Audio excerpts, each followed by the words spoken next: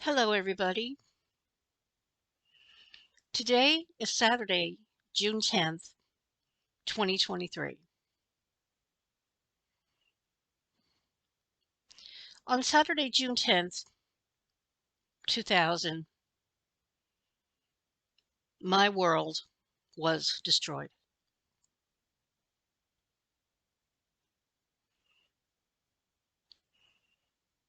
My husband and I had agreed to take in a newborn from a young lady who decided that she did not want her child.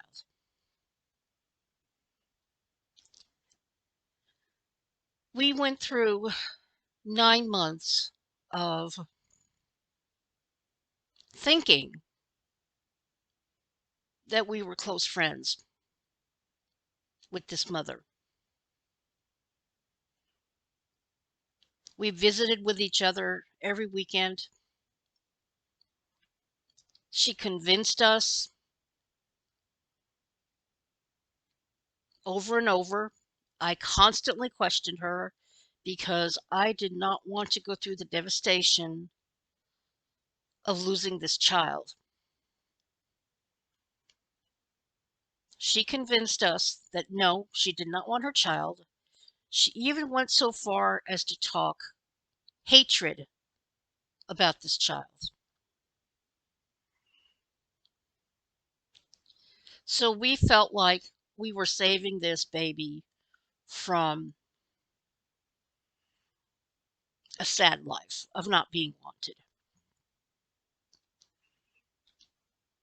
So we picked up the baby on her birthday, August 25th, 1999. We had her for 10 months. My husband, against the advice of myself, our friends, our neighbors, allowed her birth mother to take the child out of our house for visits, day visits. They told us from the beginning, do not let this child out of this home. They can just take her and not bring her back.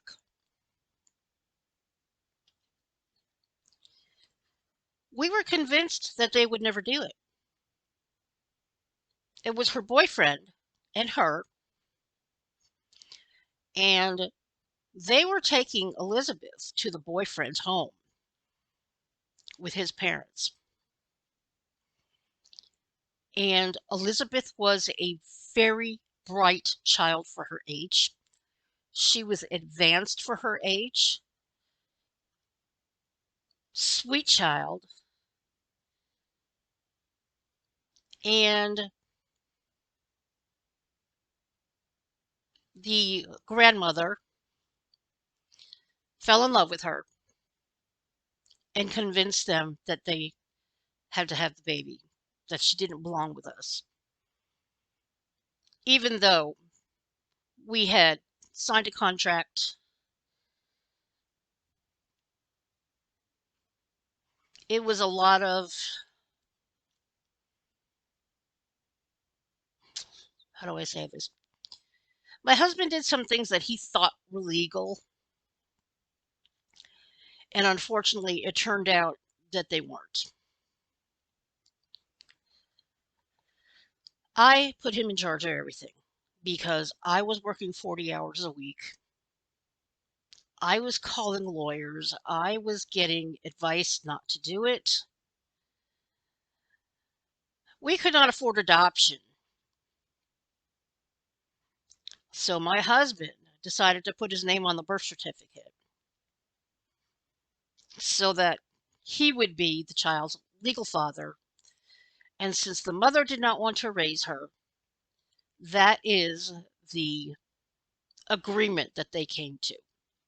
So that we could take her, she would have our name, and that would be that. Now, My husband came from New York. All right. In New York, if the name of the father is on the birth certificate, they are the official biological father of that child. In New York, you have to prove otherwise. In Tennessee, it is a totally different situation. And I don't think he realized that. So even though we thought, everything was fine, everything was legal, come to find out, 10 months later, we found out different. 10 months later, on June 10th, 2000, they took her for a day trip. They had always brought her back, so we never worried about it.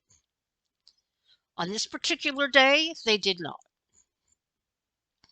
We went out, we were doing some errands and things, and I had a very bad feeling in my gut that day when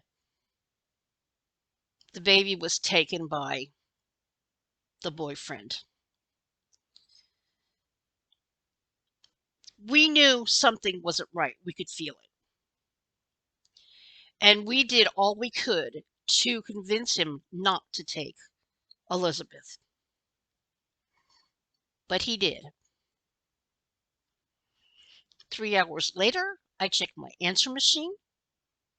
We get a message from him saying, "We are keeping the baby. We're not bringing her back. You have no legal grounds. You have no legal grounds." Of course, we rush home. We know where they're living. We go over to their apartment, and the boyfriend's parents are there, and the grandmother. I do this because we're not sure. We were told that this boyfriend was not the biological father of Elizabeth, that it was somebody else. But they told us that we didn't have a legal leg to stand on, that the birth mother was her legal guardian, and that we weren't going to get her back.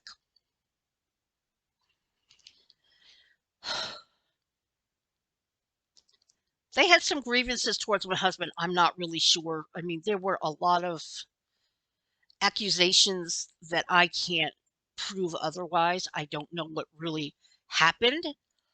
I worked a lot. They visited when I wasn't there, so I can't really, of course, I believe my husband when he tells me things, but, I don't need to go into that.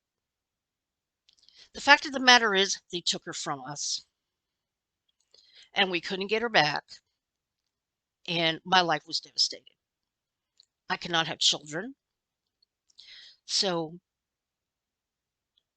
getting this child was a miracle for me, and it was the happiest 10 months of my life.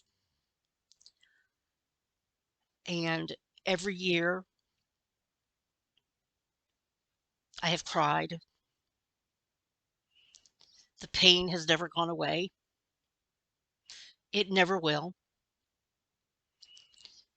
Being as young as these two were, they had no clue that what they were doing or didn't care that they were hurting us deeply and that they were hurting this beautiful girl deeply as well. She was with us for 10 months. She was calling us Mama, Dada. She was with us 24/7. And then she's just taken away, never to see us again. Imagine what she went through.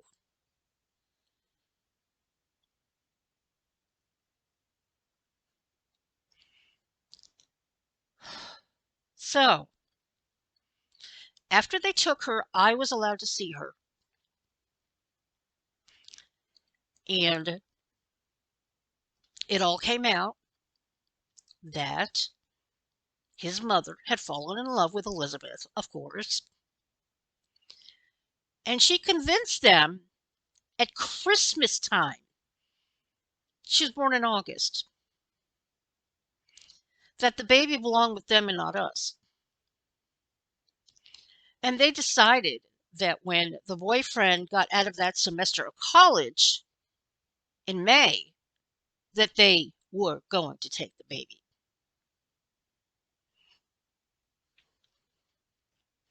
That was in December, and they didn't take her till June. What a disgusting, horrible thing to do to someone who lovingly took in that baby, treated her as our own, spent thousands of dollars on her, started a college fund for her. We were putting $60 aside every single month in a state-run college program for her. When they took her, there was $600 in that account. We could not get it until she turned 18. And then a year or so later, that tax, that state-run program was eliminated. So we had lost $600. We lost the $600. We lost the thousands of dollars we spent on clothes, on baby equipment, on food. And all this time, they knew that they were going to take the baby from us. So I hate this day every year. It just happens to fall 9 days before my husband passed on June 19th in 2013. So June is a tough month for me. And then with me dealing with the health problems that I have discovered about me since my hospitalization in Boston in April, it's not been an easy couple of weeks. I'll tell you, it's been pretty hard. So,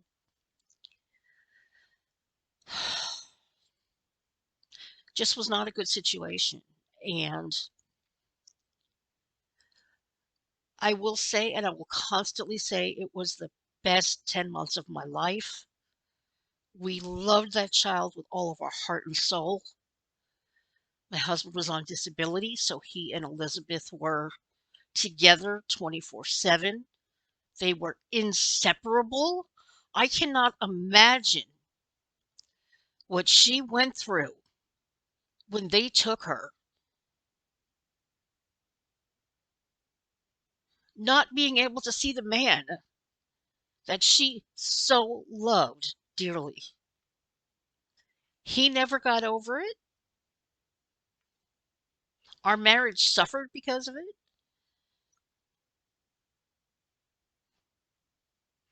And I'll be devastated for the rest of my life. I have her pictures here.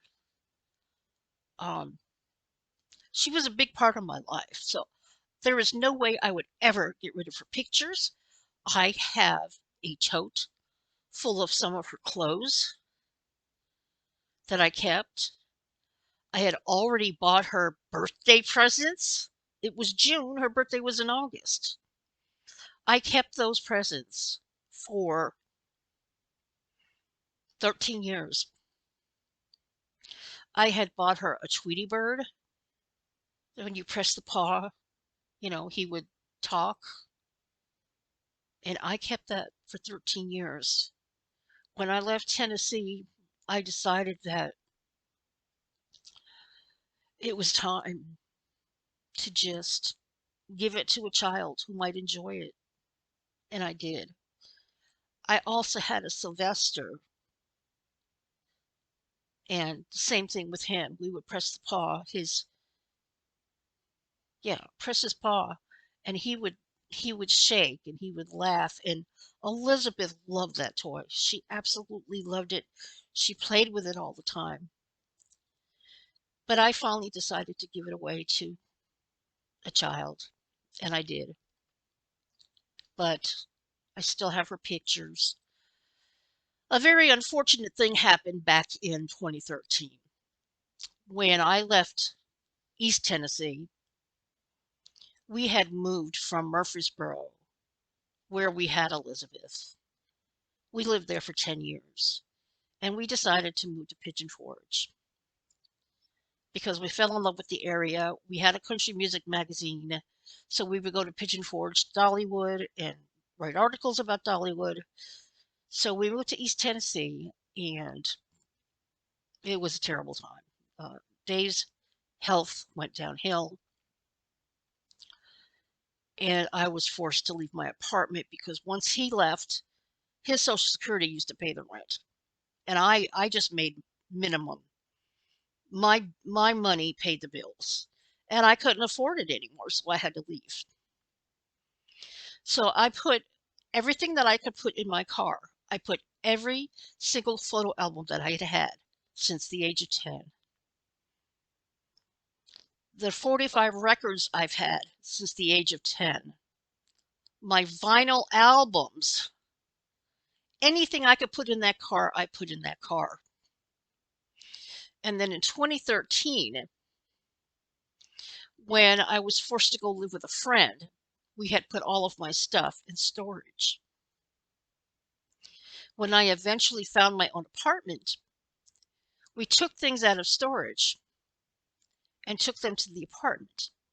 But there was one box, one big, huge box, that my friend's husband had put every single thing that I owned from the last 30 years into this box, and nobody could lift it. And I decided, okay, I'll come back and I'll start taking things out of it.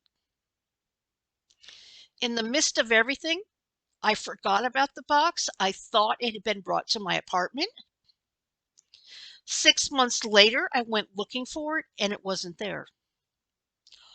All of my photo albums, all the photos of Dave and I, portraits, our wedding certificate, everything was gone.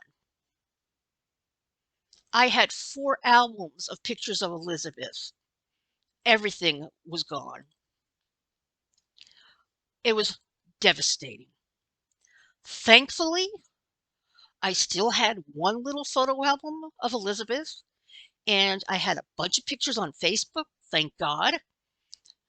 So I've printed out pictures. I had one roll of regular film of the last month we had her, and I have those pictures. All of the pictures we took of Elizabeth were on APS cartridges. Those were the cameras that had APS cartridges. They weren't regular film. I have all of them, but it cost an arm and a leg to get them reproduced.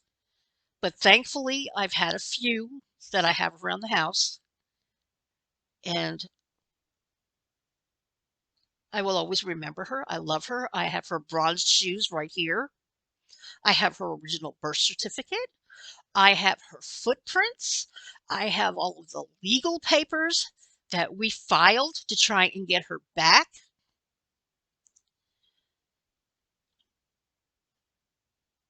And that's my story. It's a horrible story. It's a beautiful story. So many mixed emotions over this. At least I was able to be a mother for 10 months, and it was the most glorious time of my life. And it pains me to know that she will never know about us. She will never know how much Dave adored her and how much she adored him and how much I loved her. Wherever you are, Elizabeth, I will love you forever.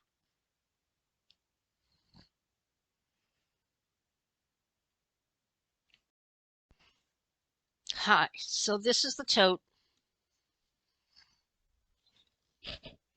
that I've had for 23 years of some of my favorite Elizabeth clothes. So this is the dress that she wore to her first doctor's appointment when she was 6 weeks old.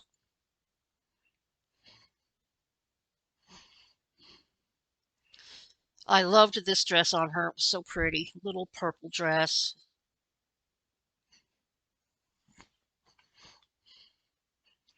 Then I had the little fairy princess dress.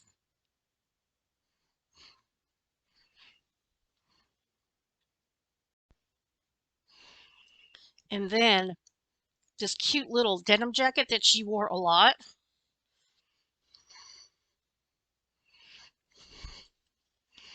Cutest little denim jacket. And Dave actually etched an eagle on the back of this for her.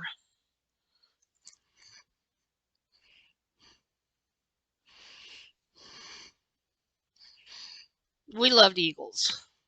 That's another reason we moved to East Tennessee, because the eagles were everywhere and I miss them so much. And then this was one of her little nightgowns.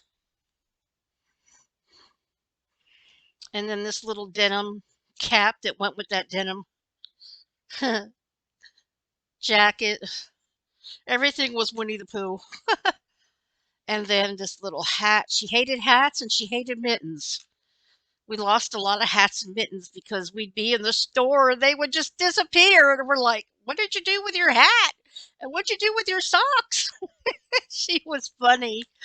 I don't know if that continued, but she sure hated socks and hats. So, and last but not least, this is the bear that was given to her at our baby shower.